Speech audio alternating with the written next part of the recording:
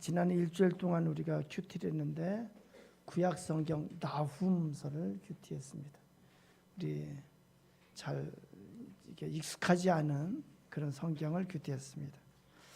나훔이라는 선지자가 활동한 시기는 대략 역사적으로 BC 630년경입니다. 그 시기는 대제국 아수르가 아주 흥왕하던 시기예요. 우리가 역사 속에서 배웠던 그 아수르가 이 나훔서가 써지기 8, 90년 그 전쯤에 BC 721년에 북이스라엘 왕조가 이스라엘의 북쪽 북이스라엘 왕조가 아수르에서 멸망을 당했습니다. 그리고 남아있는 그 남왕조 유다가 이 아수르에게 괴롭힘을 당하던 시기, 그 시기에 이 나훔서가 써졌습니다. 좀 특이한 것은 하나님께서 남유다 왕국의 나훔이라는 선지자를 통해서 아수르의 니느웨에 가서 그 아수르의 멸망에 대해서 경고하고 그 멸망에 대해서 예언하도록 그렇게 하셨습니다. 왜 하나님은 하나님의 백성 이스라엘뿐이 아니고 이렇게 아수르에 대해서 당시 대제국 아수르에 대해서도 하나님께서 그들의 멸망을 이렇게 말씀하실까? 그것은요, 이 세상의 모든 나라의 흥망성쇠가 하나님의 손 안에 있다는 것을 알려주시는 거예요. 역사상 있었던 모든 나라의 흥망성쇠가 하나님의 손 안에 있었습니다. 하나님의 섭리 가운데 있었습니다. 또한 나아가서 지금 현재 현존하는 모든 나라의 흥망성쇠가 하나님의 섭리 안에서 이루어지는 것을 성경은 우리에게 가르쳐 줍니다. 그렇습니다. 우리로서는 하나님의 섭리의 법칙을 다 알 수가 없습니다. 그러나 성경에서 가르쳐 주는 것이 확실한 것은 모든 나라의 흥망성쇠가 하나님의 손 안에 있다. 모든 민족의 흥망성쇠가 하나님의 손 안에 있다. 모든 집안의 모든 가문의 흥망성쇠가 하나님의 손 안에 있다. 모든 개인의 한 사람도 빠짐없이 모든 사람 모든 개인의 생사화복이 하나님의 손 안에 있다고 성경은 가르쳐 주십니다. 하나님은 창조주이시고 그래서 이 세상 모든 것의 주인이 되시고 역사의 주인 주관자가 되시기 때문에 그렇습니다. 이 세상 60억 정도의 사람들이 살아가고 있습니다. 각자 인생의 모습이 다 다릅니다. 가지가지 인생, 각각의 인생을 삽니다. 죽는 시점도 제각각입니다. 살면서 누리는 것도 가지가지고 살면서 살아가는 과정도 제각각입니다. 살면서 받는 어려움과 고난도 각가지입니다. 그런데 확실한 것은 그 모든 인생은 하나님의 손길 안에 있다는 거예요. 하나님의 섭리 안에 모두가 있는 것을 성경은 말합니다. 우리가 하나님을 믿는다 하는 것은 그 하나님의 섭리의 법칙을 우리가 알 수 없지만 그 하나님은 참되고 자비로우시다는 것을 믿고 고백하는 것이 하나님을 믿는 거예요. 성경에서 말하는 하나님의 속성 중에 하나는 하나님은 상한 갈대도 꺾지 아니하시고 꺼져가는 등불도 끄지 아니하신다고 그렇게 말씀하고 있습니다. 또한 하나님은 복 주시기를 기뻐하시는 하나님, 복 주시는 하나님인 것을 성경은 우리에게 가르쳐 줍니다. 하나님께서 복을 주시는데 축복의 법칙이 있을까요? 그래요. 다른 데도 보면 안 될 것 같아서. 축복의 법칙이 있어요. 근데 우리가 알지 못해요. 근데 성경에서 가르쳐주는 한 가지 확실한 것이 있습니다. 제가 질문 하나 할게요. 나의 부모, 나의 조상 때문에 내가 복을 받는다? 맞아요, 틀려요?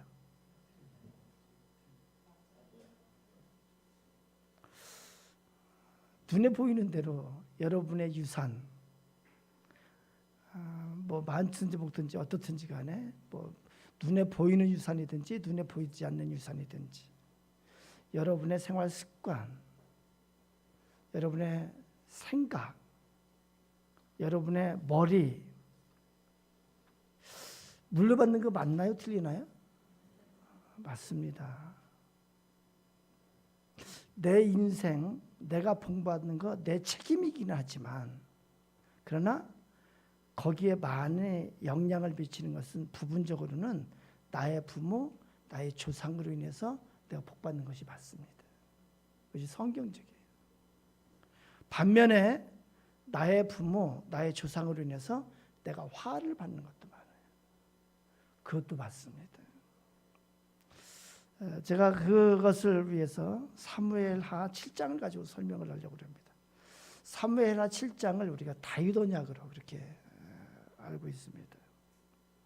사무엘하 7장을 보면은 다윗 왕이 하나님의 집 성전을 짓는 것을 자신의 평생의 소원으로 삼습니다. 평생의 사명으로 삼아요. 그래서 자신의 모든 재산을 성전을 짓기 위해서 준비를 해요. 그리고 성전을 짓기 위해서 자기의 모든 재산을 헌신을 합니다. 그때 하나님이 나단을 통해서 말씀합니다. 사무엘하 7장 4절 5절 우리 같이 읽어봅니다. 4절 5절 시작. 그 밤에 여호와의 말씀이 나단에게 임하여 이르시되 가서 내 종 다윗에게 말하기를 내가 그래서 이렇게 말씀하시기를 네가 나를 위하여 내가 산 집을 건축하겠느냐. 하나님께서 다윗의 그 마음의 소원, 다윗의 헌신을 하나님께서 받으셨어요. 그리고 다윗에게 축복을 합니다. 이것이 다윗 언약이에요. 다윗에게 복 주실 것을 약속하는 거예요. 9절은 다윗 본인에게 축복을 약속하십니다. 9절 같이 읽습니다. 시작. 내가 가는 모든 곳에서 내가 너와 함께 있어 내 모든 원수를 내 앞에서 멸하였은즉 땅에서 위대한 자들의 이름같이 내 이름을 위대하게 만들어 주리라. 다윗 본인에게 축복을 약속하시고 또한 후손들에게 복 주실 것을 약속합니다. 12절입니다. 시작. 내 수완이 차서 내 조상들과 함께 누울 때에 내가 내 몸에서 날 내 씨를 내 뒤에 세워 그의 나라를 경고하게 하리라. 내 몸에서 날 내 씨는 여기서는 솔로몬이에요. 그 아들을 통해서 축복하실 것을 약속합니다. 그래서 너의 아들을 세워서 그의 나라를 견고하게 해줄 것이라고 약속합니다. 그리고 16절에서도 하나님께서 축복을 약속합니다. 16절 시작. 내 집과 내 나라가 내 앞에서 영원히 보존되고 내 왕위가 영원히 견고하리라. 내 나라와 내 집과 또 후손입니다. 내 왕위가 영원히 견고하리라. 이 후손이 왕위를 이어가는 것을 하나님께서 지키시고 보존해 주시겠다고 약속하는 거예요. 우리가 이제 왕조라고 하면 우리가 조선 왕조 하면은 이제 이성계로부터 시작하잖아요. 그래서 이성계 그 자손을 통해서 이어져 가는 것을 왕조라고 이렇게 말해요. 이 하나님께서 이렇게 그 왕조를 보호해 주시겠다고 약속하는 거예요. 이 약속 따라서 보면은 이 다윗의 후손에게 흠이 많이 있었어요. 그렇지만 남유다 왕국을 통해서 다윗의 씨가 계속해서 이어져 가요. 왕조가 바뀌지 않습니다. 근데 그것에 비해서 북이스라엘 왕조는 여로보암이 왕이 되는데 4번의 이제 반역이 일어나요. 그래서 왕조가 바뀌어요. 그러니까 이 씨의 흐름이 이렇게 이어져 가지 못합니다. 또한 다윗의 아들 솔로몬 왕이 우상을 숭배하게 돼요. 나중에 원인이 왜 그러냐면은 이 솔로몬은 참 이렇게 사랑이 많았던 사람 같아요.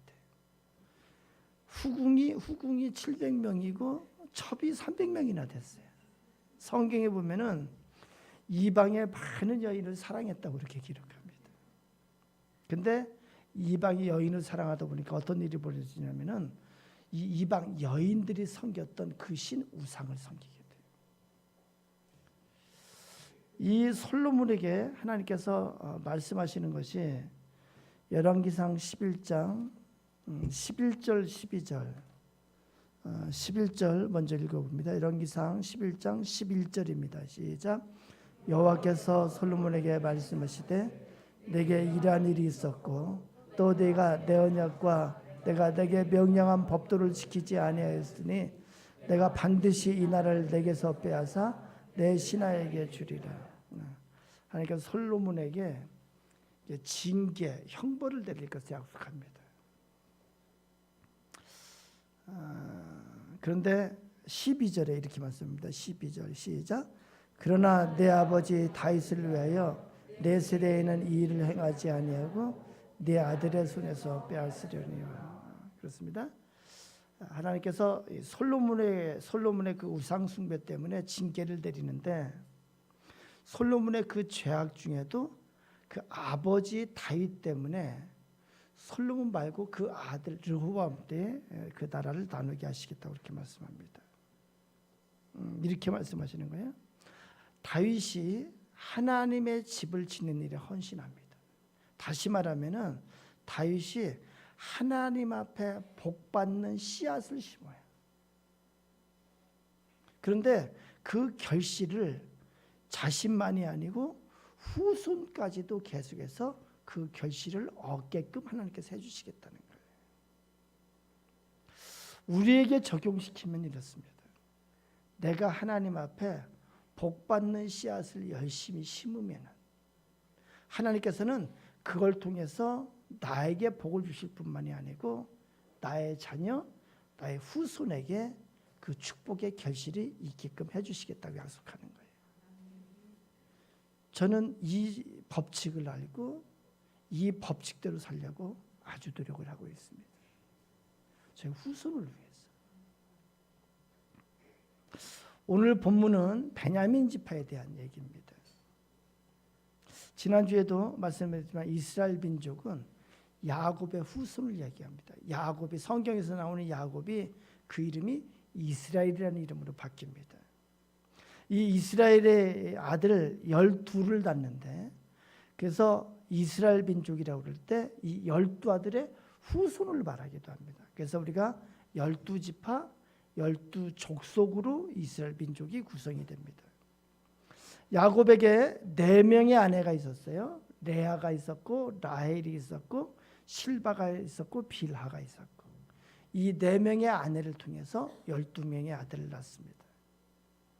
베냐민은 야곱이 가장 사랑했던 아내 라헬을 통해서 낳은 아들이에요. 라헬이 낳은 아들이 둘이 있습니다. 요셉과 베냐민이에요. 근데 야곱이 특별히 라헬을 사랑했던 것처럼 특별하게 이 요셉과 베냐민을 사랑했습니다. 베냐민은 야곱의 12아들 중에 막내 아들입니다. 이 어머니 라헬은 베냐민을 낳다가 죽게 됩니다. 그래서 라헬이 죽으면서 그 아들 이름을 베노니라고 불러요. 베노니는 슬픔이란 뜻입니다. 그런데 그 아버지 야곱이 이 베노니라는 이름을 베냐민이라고 바꿔요. 그래서 슬픔에서 기쁨으로 이렇게 이름이 바뀝니다. 이 베냐민이 그런 의미가 있습니다. 또 베냐민이라는 뜻이 오른손의 아들이라는 뜻도 있어요. 그 아버지에게 그렇게 귀한 아들로서의 베냐민을 말하고 있습니다. 창세기 49장을 보면은 아버지 야곱이 죽을 때에 그 죽기 전에 12아들에게 축복을 하고 또 예언의 기도를 하고 죽습니다. 그런데 그 후손을 그 지파 그 족속의 후손을 보면은 그 야곱의 그 예언의 기도대로 지파가 그런 특성을 갖게 되고 그 축복대로 그 지파가 되는 것을 봅니다. 야곱이 베냐민에게 축복하는 것이 창세기 49장 27절에 나옵니다. 이것도 우리 같이 읽어봅니다. 시작. 베냐민은 물어뜯는 일이라 아침에는 빼앗은 것을 먹고 저녁에는 움킨 것을 나누리로다. 그렇습니다. 그래서 베냐민 지파는 물어뜯는 이리와 같은 특성을 지녀요. 아주 용맹합니다. 그리고 이 베냐민 지파에는 활을 잘 쏘는 궁수들이 많았던 걸로 알려져 있어요. 출애굽 직후에 시내 광야에서 이스라엘 민족이 각 지파별로 이제 인구 조사를 합니다. 그때 이제 남자 20세 이상만 이렇게 카운팅을 해요. 그때 베냐민의 인구 조사를 할 때 34,500명이었어요. 근데 40년 후에 가나안 땅에 들어가서 인구 조사를 할 때 보면은 45,000명으로 늘어나게 됩니다. 그러니까 여기에다가 이제 20세 이상이니까 여기다가 곱하기 4나 5를 하면은 그 지파의 이제 인구수가 됩니다. 베냐민 지파는 물어뜯는 이리와 같은 특성을 갖고 있어서 사건과 사고가 계속해서 끊이지 않습니다. 여호수아 18장을 보면은 이제 가나안 땅에 들어서 각 지파별로 영토를 분배받는데 베냐민의 영토에 예루살렘이 속해 있습니다. 이 베냐민 지파가 받은 영토가 적지 않았지만 계속적으로 주변 지파와 분쟁을 일으킵니다. 좋은 결과가 있기도 하지만 위기를 맞는 경우가 많이 있습니다. 이 베냐민 지파는 지파의 그 숫자가 거의 명맥이 끊어질 정도로 급격하게 줄어든 적도 여러 번 있습니다. 사사기 19장 20장에 보면 이런 내용이 있습니다. 사사시대 말기에 이 베냐민 지파의 불량배들이 아주 악한 일을 해요. 어떤 레위인의 첩을 윤간을 합니다. 그리고 그 여인이 죽어요.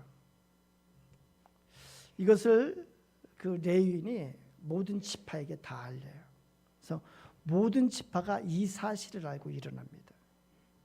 그래서 베냐민 지파에게 그 불량배를 내놔라. 그 불량배를 죽여야 되겠다고 내놓으라고 그래요.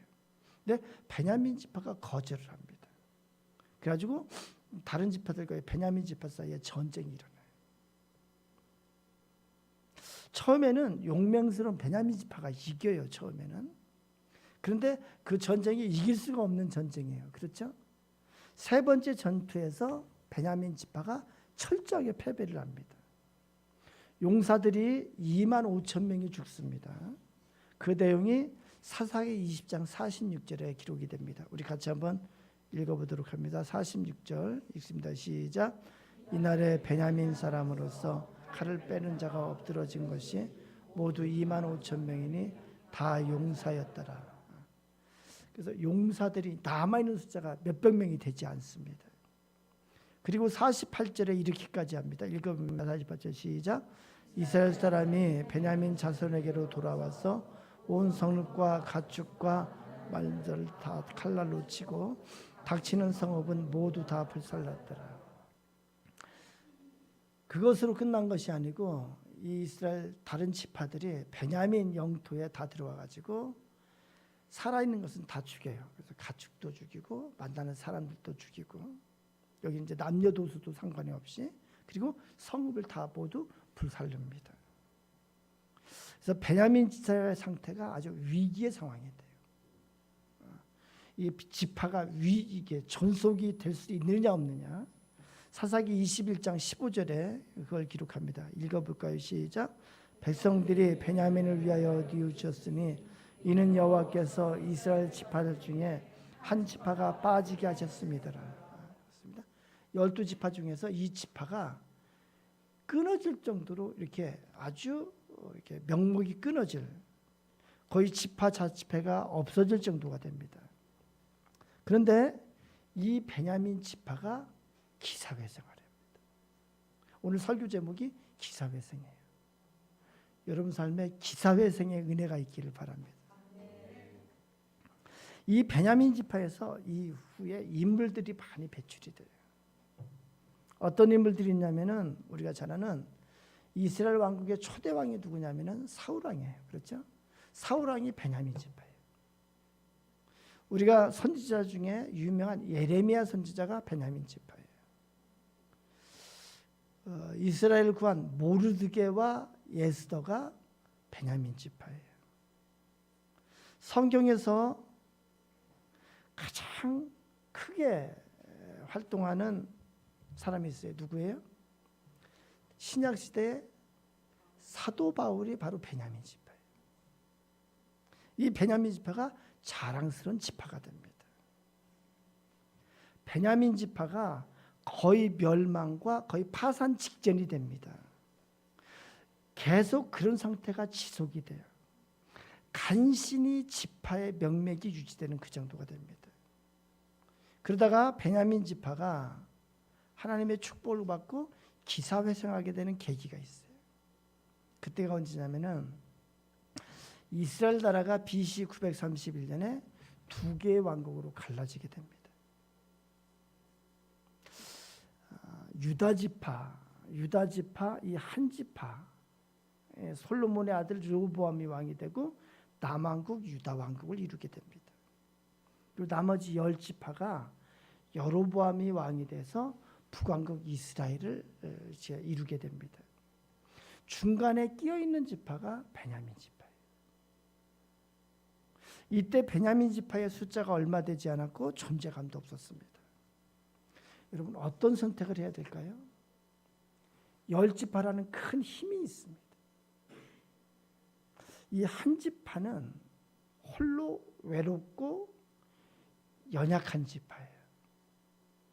그런데 이 유다 지파는 다윗의 후손이에요. 이 지상으로 보면 당연히 힘이 있는 10지파에 붙어야 됩니다. 근데 베냐민이 결단을 해요. 힘을 선택하지 않고 의리를 선택합니다. 그래서 다윗 왕조의 유다 지파에 대한 의리를 지켜요. 그래서 유다 지파와 같이 하게 됩니다. 그런데 이 일을 계기로 해서 베냐민 지파가 다시 일어서게 됩니다.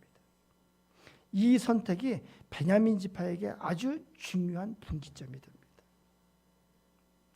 왜 하나님이 베냐민 지파의 큰 인물들을 세우시고 베냐민 지파의 역사를 일으켜 세우실까요?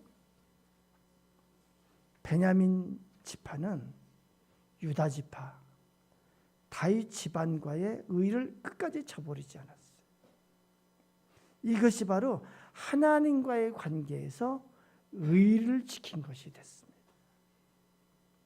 베냐민 지파가 본래 세력으로 보면은 더 큰 세력 10지파를 따라가야 돼요. 10지파는 더 큰 힘이기 때문에 거기에 붙어 있어야 안전하고 거기에 붙어 있어야 보호를 받고 거기에 붙어 있어야 혜택도 볼 수 있습니다. 그러나 베냐민은 홀로 외로운 유다 지파 편에 섰어요. 어려운 형편에 처한 유다 지파에 섰습니다. 그래서 의리를 지킵니다. 베냐민이 비록 물어뜯는 이리처럼 자신의 특성대로 거친 야성을 감추지 못해서 잦은 싸움과 실패를 거듭합니다. 그러나 어디에 붙어있느냐에 따라서 복을 받고 화를 받는 것을 베냐민 지파가 보여줍니다. 베냐민은 하나님의 섭리의 축인 유다 지파와의 의리를 지킴으로 하나님은 베냐민 지파의 후손에게 크게 보상을 합니다. 오늘 본문 신명기 33장은 모세가 가나안 땅에 들어가기 전에 모압 평지에서 죽기 전에 각 지파별로 축복을 하는 그 내용이 신명기 33장에 나옵니다. 그 중에 33장 12절은 베냐민에 대해서 예언을 하시고 축복하는 내용이에요. 33장 12절 읽어봅니다. 시작. 베냐민에 대하여는 일렀으되 여호와의 사랑을 입은 자는 그 곁에 안전히 살리로다. 여호와께서 그를 날이 마치도록 보호하시고 그를 자기 어깨 사이에 있게 하시리로다. 이걸 통해서 하나님께서 미리 그걸 보여주셨어요. 여기 보면은 그 곁에 베냐민 지파가 유다 지파 곁에 붙어 있어서 의리를 지켰어요. 그것이 하나님의 사랑을 입은 자의 비결이 됐습니다. 그것이 하나님 곁에 안전히 살게 되는 비결이 됐습니다. 베냐민 지파는 유다 지파와의 의리를 지킴으로 유다 지파를 통해서 이루어질 어마어마한 구원의 역사에 안전하게 거하게 되는 축복을 누리게 됩니다. 사도 바울은 이것을 깨달은 것 같아요. 사도 바울은 자신이 베냐민 지파라는 것에 대해서 큰 자부심을 가졌어요. 빌립보서 3장 5절 우리 같이 한번 읽어볼까요? 제가 졸릴까 봐서 자꾸 읽게 만드는 거예요. 졸지 말라고. 빌립보서 3장 5절 같이 읽어봅니다. 시작. 나는 8일 만에 할례를 받고 이스라엘 족속이요 베냐민 지파요 히브리인 중에 히브리인이요 율법이로는 바리새인이요. 베냐민 지파라는 것에 대해서 자부심을 가졌어요. 왜 그랬을까? 베냐민 지파는 자부심을 가질 만한 지파가 되지 못합니다. 왜 자부심을 가졌을까? 오늘 본문과 같은 맥락이에요. 사도 바울은 이런 생각을 했던 것 같아요. 예수님께서 이 땅에 오실 때 유다 지파의 혈통으로 오셨어요. 다윗의 혈통으로 태어났습니다. 사도 바울은 자신을 그 예수 그리스도에게 있어서 자신을 베냐민으로 생각하는 것 같아요. 사도 바울이 서신을 보낼 때마다 뭐라고 고백하냐면은 예수 그리스도의 종인 나 바울은 항상 이렇게 고백합니다. 이것이 사도 바울이 갖고 있던 자신의 정체성이에요. 유다 곁에 붙어있는 베냐민처럼 예수 그리스도 곁에 붙어있는 나 바울은 이러한 자부심을 가졌던 것 같아요. 예수 그리스도의 종으로서 예수 그리스도께 붙어있는 자신에 대한 자부심을 사도 바울은 갖고 있었던 거예요. 사랑하는 여러분, 오늘 베냐민을 통해서 우리가 주목해야 할 것이 있습니다. 우리가 누구의 편에 설 것인가? 우리가 어디에 붙어 있을 것인가? 유다 편에 붙어 있을 것인가? 열지파 편에 붙어 있을 것인가? 하나님의 섭리, 하나님 사람 편에 붙어 있을 것인가? 아니면 더 큰 세상의 힘을 가진 편에 설 것인가? 하나님과의 의리를 지킬 것인가? 아니면 세상의 힘을 따라갈 것인가? 오늘 같은 이제 연휴의 이렇게 시작이기도 하고 날씨도 좋고 이런 때는 주일마다 고민을 하는 분들이 꽤 있어요. 그렇죠? 하나님과의 의리, 하나님께 붙어 있기 위해서 주일 예배를 참석할까? 이 좋은 날에 밖으로 나갈 것인가? 초원이 기다리는데 친구 따라 저 초원 위에 집을 짓는 자가 될 것인가? 여러분, 유다에게 붙어 있는 베냐민이 되시기를 축원합니다. 베냐민은 거기에 붙어 있는 것을 통해서 하나님의 축복을 받았습니다. 여러분, 이 결과를 잊지 마십시오. 하나님은 이 베냐민의 선택을 통해서 베냐민의 후손을 축복하셨습니다. 베냐민에게서 큰 인물들을 세우셨어요. 하나님은 우리 각자 인생에 내일을 쥐고 계신 분이세요. 오늘 나의 선택이 나의 장래에 나의 후손에게 하나님의 복을 누릴 수 있게도 만들고 하나님의 복을 이룰 수도 있게 만들어요. 어느 편에 서느냐에 따라서. 사랑하는 여러분, 여러분 곁에 유다가 있습니다. 여러분이 의리를 가지고 같이 해야 될 유다가 있습니다. 유다 곁에 항상 붙어 있으시고 유다의 지지자가 되십시오.